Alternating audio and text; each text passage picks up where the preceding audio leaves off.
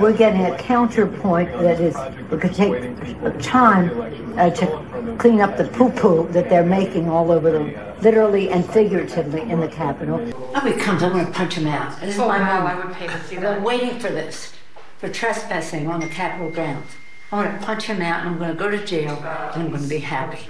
All right, guys, so y'all to talk about the Democrats and their brand new Hollywood production that is coming out of the January 6th committee hearings. Okay, now, it's funny because somebody in the comment section yesterday asked me, was I going to talk about January 6th? And I reflexively said, no, right? I'm not talking about the January 6th hearings. However, I looked into the January 6th hearings and what was going on, and I was like, I got to talk about this because there is never before seen Hollywood level production footage of Nancy Pelosi and Chuck Schumer behind the scenes doing the January 6th protests, riots, whatever you want to call them. And I think that this footage here actually does not prove what the Democrats are trying to prove. I don't think it pushes the narrative that the Democrats think that it's supposed to push.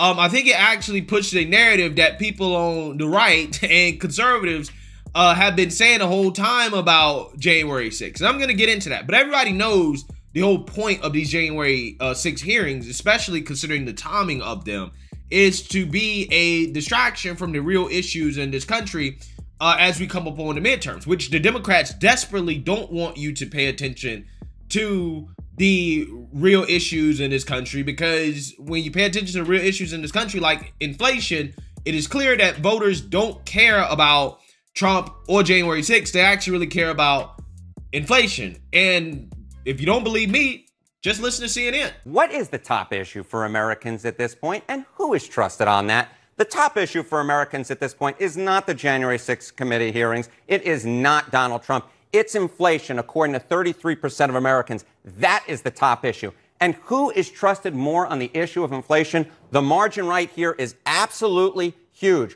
Republicans are trusted over Democrats by 19 points, and that is why, at this particular point, Republicans still lead on that generic congressional ballot. Yeah, and it just so happens that this Hollywood production coming out of the January 6th hearings and the fact that they have now subpoenaed Trump to testify before the committee comes out the same day, the same exact day of another disastrous inflation report proving that the so-called Inflation Reduction Act is not working, right? It does not reduce inflation despite the name of the bill from the Democrats. Take a look. We passed so much legislation that significantly makes a point about, for example, the American Rescue Plan, the legislation to deal with inflation, the Inflation Act. Key inflation data. CNN chief business correspondent Christine Romans here with the numbers. And again, John, these are the numbers behind the Fed's epic move to cool inflation. These numbers are still too hot. Overall annual inflation rate, 8.2% for consumer prices. These are the prices you pay at the grocery store and at the mall, right? What consumers feel, 8.2%. That slows just a little bit. So we want to see that, but still 8% is something that every family still feels. The month over month number I'm really worried about here, up 0.4% month over month. Economists have been telling me they expected it to tick up to maybe 0.4%, though, is much hotter than they had expected. And the government is saying it's shelter, food, and medical care are the reasons why this inflation rate went up. When you strip out food and energy and you look at the month over month increase, this core rate, it was still hot at 0.6%. So from last month to this month, up 0.6% in prices. Look, this is why the Fed has been so aggressive with interest rates. We know at its most recent Fed meeting that officials were worried that they have been raising interest rates and these numbers are still too high. So it shows the Fed has more work to do, John. Yeah, and that core inflation rate, high, very high. And Romans, you just hit on what I think is the most important question here in terms of the Fed raising interest rates. There have been some people saying, okay, it's too much already. You're raising rates too high. You're going to force the economy into a recession. But they're raising the rates and inflation's still high at this point. They were criticized for acting too late, and now they're being criticized for acting too aggressively. worried about what kinds of dislocations that could cause in the global economy, because it's not just the Fed raising interest rates. It's a lot of the other central banks are as well. And this is not a U.S. problem. Let's be clear. We have a global inflation problem. Around the world, central banks are raising interest rates to try to get a hold of what is a global problem with high prices. Yeah, so I love how the mainstream liberal media here, right? They're reporting on the facts. However, the opinion and the narrative here, I think is a little off. First and foremost, they try to say, well, the Fed is trying to drive us into a recession. Well, we're already in a recession, right? We had 2 consecutive quarters of negative GDP growth. That, by definition, is a recession. Stop capitulating to the Biden administration and their attempt to redefine the definitions of words by saying that, oh, the Feds are trying to drive us into a recession, or that we may enter a recession. No. We are in a recession, okay? Saying that the Fed may drive us into a recession, or that, we're on the cusp of a recession, implies that we're not in a recession when we are. And that's something that voters need to realize when they go and they vote, right? That's the whole point of Biden trying to redefine the definition of recession, because that term recession holds a negative connotation when people go and vote, if they know that we're in a recession, right? But yeah, we are in fact in a recession. And while we're in a recession, we have rising interest rates, which is hurting businesses, okay? It's going to be tough. Money's getting more expensive. But inflation is still not coming down. It's still rising, okay? Still rising. So while all this is happening, this is something that American people care about. This is their primary concern.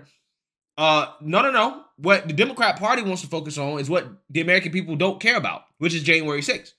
And they've gotten so desperate that, again, they produced a Hollywood production of behind-the-scene footage of Nancy Pelosi and Chuck Schumer and their reaction to the January 6th protest / riots in real time when it was going on. I want to go ahead and show some of this footage that the mainstream liberal media and blue check liberals on Twitter are praising, as Nancy Pelosi at one point claims that she wants to punch Trump, right? She wants to fight Trump.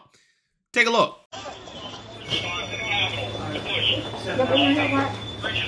We have got to finish the proceedings, or else it will have a complete victory. Senator Schumer is at a secure location, and they're locked down in the Senate.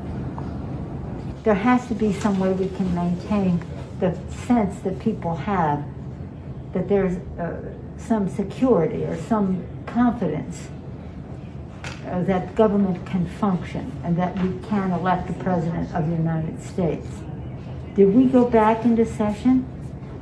We did go back into session, but now apparently everybody on the floor is putting on tear gas masks to prepare for a breach. Well, I'm trying to get more information. They're putting on their tear gas masks. You believe this?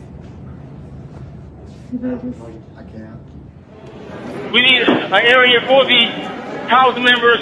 They're all walking over now through the tunnels. I'm going to call up the effing Secretary of DOD. We have some senators who are still in their hideaways. They need massive personnel now. Can you get the Maryland National Guard to come too? I have something to say, Mr. Secretary. Well, I'm going to call the mayor of Washington, D.C. right now and see what other outreach she has to other police departments, as Leader Hoyer has mentioned. Hi, Governor. This is Nancy.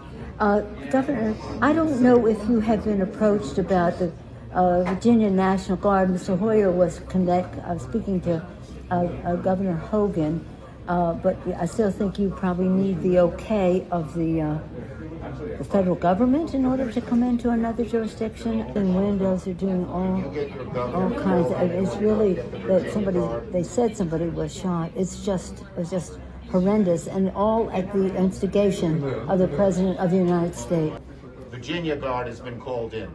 You know, I'm just talking to Governor Northam, and what he said is they sent 200 state police and a unit of the National Guard.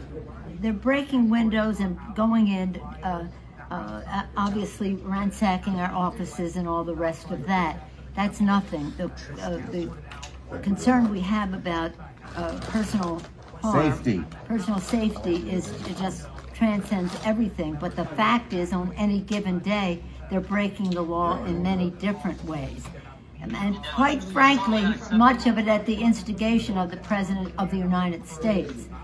And now, if he could at least somebody. Yeah, why don't you get the President to tell them to leave the Capitol, Mr. Attorney General, in your law enforcement responsibility? A public statement, they should all leave. They told him they don't have the resources to protect him here. So at the moment he is not coming, but that could change. Oh, he comes, I'm going to punch him out. This is my wow, moment. I would pay to see I've that. been waiting for this, for trespassing on the Capitol grounds. I'm going to punch him out, and I'm going to go to jail, and I'm going to be happy. Yeah. So Nancy must have been drunk, okay, when she said that, because I don't think that in any reality she could actually beat President Trump in a fight, okay? She claims she's gonna go to jail. I'm gonna punch him out. Okay, all right. This comes from the tolerant left. But I want to make a few points here.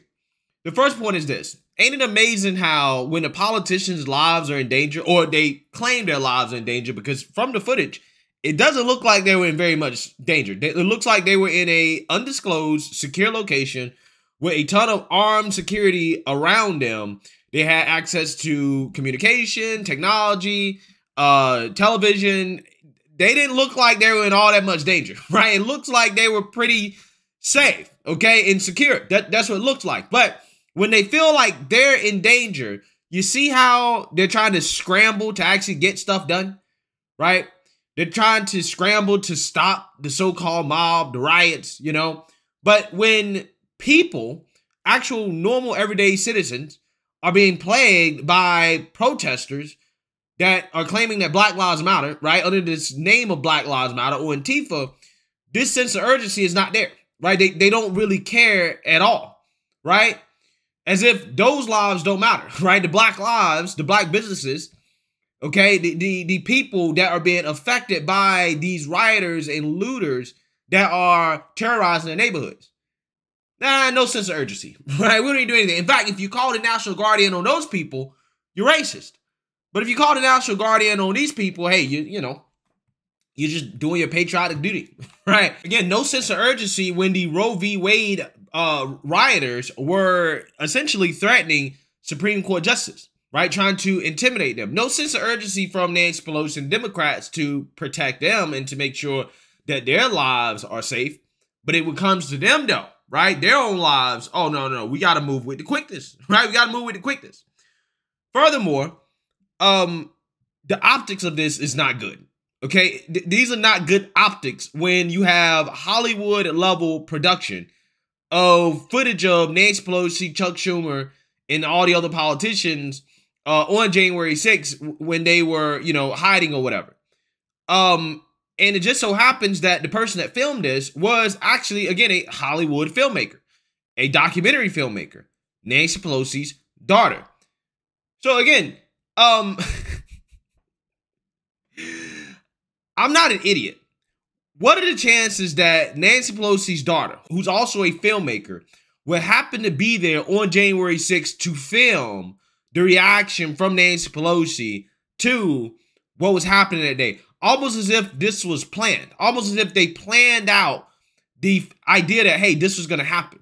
That the mob was going to come to the Capitol, right? We weren't going to have as much security there as we should have, considering how many people were going to be in the Capitol that day.